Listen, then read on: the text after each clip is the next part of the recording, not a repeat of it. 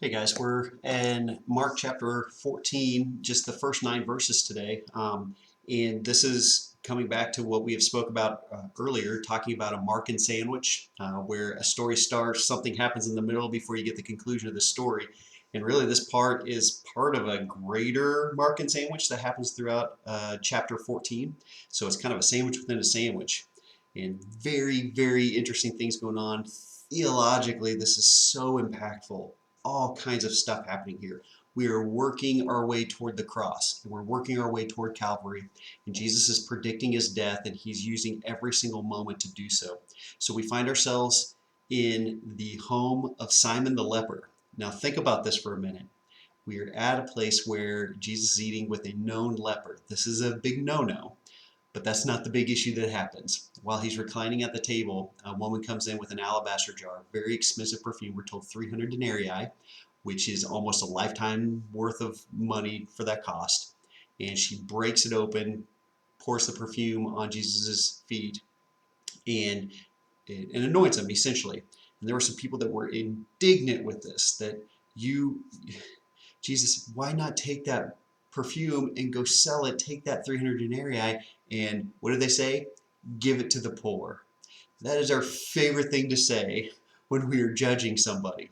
Why don't they just take this money and give it to somebody in need? All kinds of implications to this. And Jesus reprimands him for this, saying, look, I'm not going to be with you much longer. And she recognizes this, and so she did the only thing she knew how to do. If Jesus was physically in your presence, what would you be doing right now? Now, after this, let me ask you this question too. Who are the poor? Who really are the poor? And I want you to really think about this. Is someone poor because they don't have many things, or a big paycheck, or a big house, or big whatever? Or is somebody poor because they don't recognize their depraved nature and their need for God? Could it be possible that this woman who pours out the alabaster jar said, I've got this costly thing that I can hold in my hand, and there's this costly thing that's sitting at this table right now. Which one is more valuable?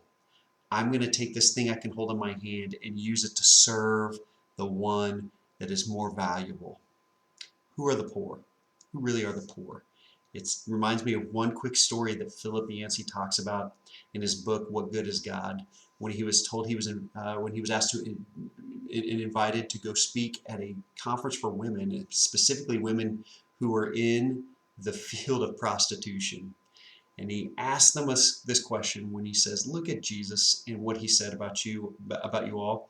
He said that the kingdom of God is for you, the prostitute. What do you think, and why do you think he singled them out? And one woman from Eastern Europe said this very thing. He said, no matter where we look, and no matter where we are told we are at the lowest. Everyone has someone to look down on, not us. We are at the low. Our families, they feel shame for us. Our no mother nowhere looks at her little girl and says, honey, when you grow up, I want you to be a good prostitute.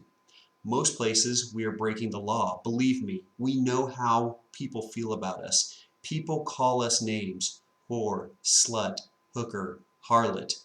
We feel it too. We are at the bottom. And sometimes when you are at the low, you cry for help. So when Jesus comes, we respond.